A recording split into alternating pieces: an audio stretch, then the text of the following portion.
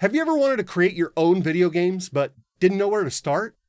Well, in this video, we'll explore game development using Phaser 3, a powerful JavaScript framework. By the end, you'll have your first game scene up and running, with no experience needed. So let's make your game development dream a reality with this 3-part series, How to Make a Retro Game in JavaScript.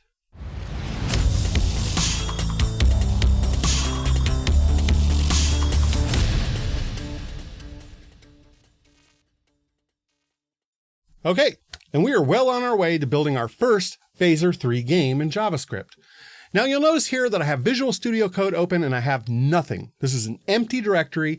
We're going to start out with the bare basics, an empty directory. When things get more advanced, you'll want to put them into NPM packages and things like that. But for now, we're just going to use basic index.html and a couple JavaScript files and put together a working game from that. So I want to keep this as simple as possible. So to start out, I'm going to create an index.html file. Now to serve this file, you can do a few different things. What I'm using is something that's using NPM.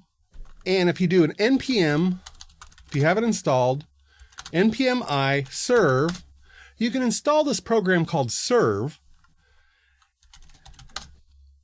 And when you type that, it'll actually create a local web server that listens on port 3000.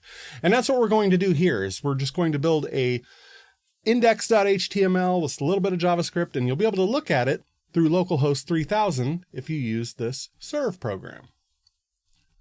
So here's what our index.html is going to look like. To start, I'm going to put in the head. Now, if you notice by looking at this, this is a basic head of any other HTML file you'd ever find.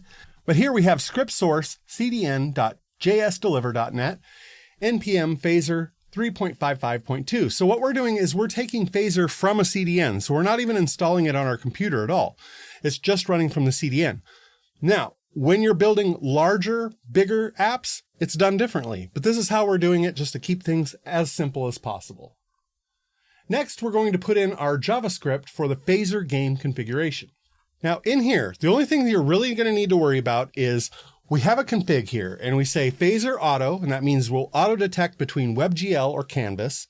We have a game width of 800 and a height of 600.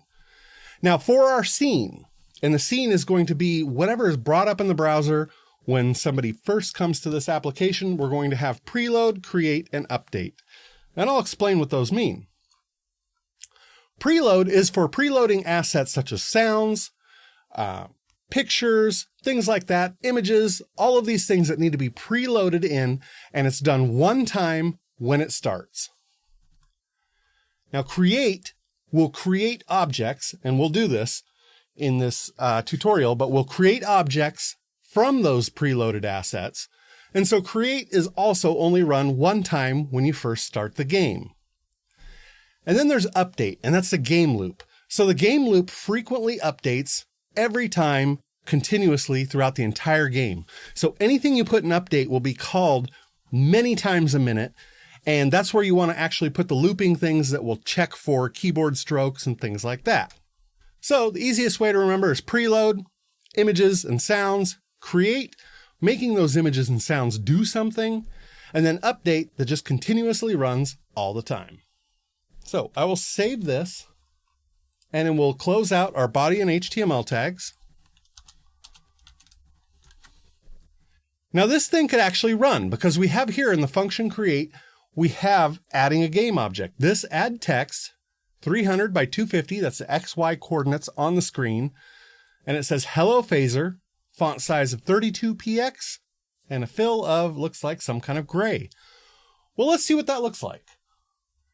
Now I can bring this over and I see in my browser that yes, I do have a hello Phaser. And it looks like I didn't quite close my HTML properly. So let's fix that. We'll go in here up to the top. And we can see here that I didn't quite create this doc type tag properly. Now it should look fine. Load up, catch the items, we'll refresh, and it's fine. And that's one of the cool things about this serve program is with serve, you can make these changes and refresh and everything's good. So we have a basic scene right here. And in Phaser, a scene is basically just a starting point where you go to. Now, when you create bigger games, you're going to want to have a loading screen where it says new game, load saved game, etc. But for now, we're just going to have it dump right into our game and it says, hello Phaser. Awesome. So next we're going to create a minimal Phaser scene. Now we'll go in here to the create function. And this is something that, as we've explained, this runs the first time you run this application.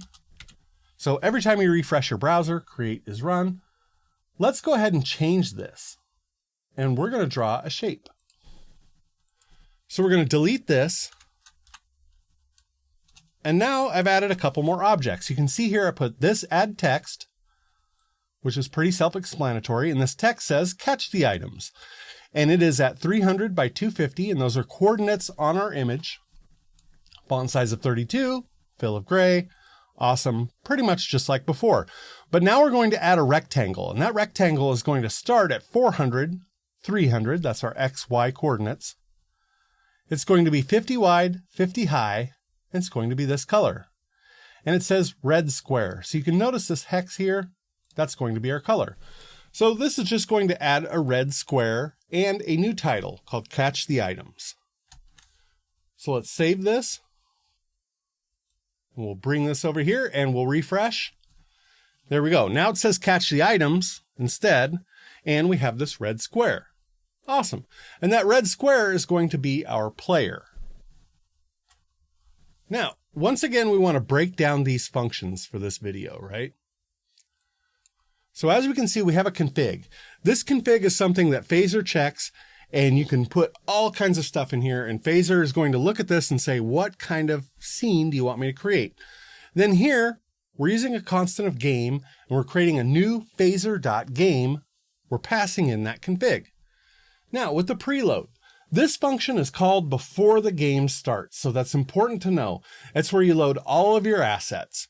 So this one is before the game starts. Create is called after all the assets are loaded, so after the game starts. And this is where you create objects, you set up your game world, and define the initial game settings. And then update, of course, is called repeatedly throughout the game loop. So here we've kind of set up a basic start for a Phaser game, right?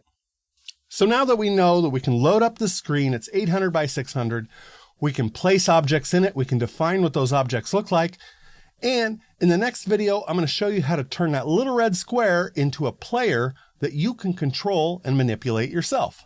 All right, congrats. You've set up your project and you've grasped basic JavaScript.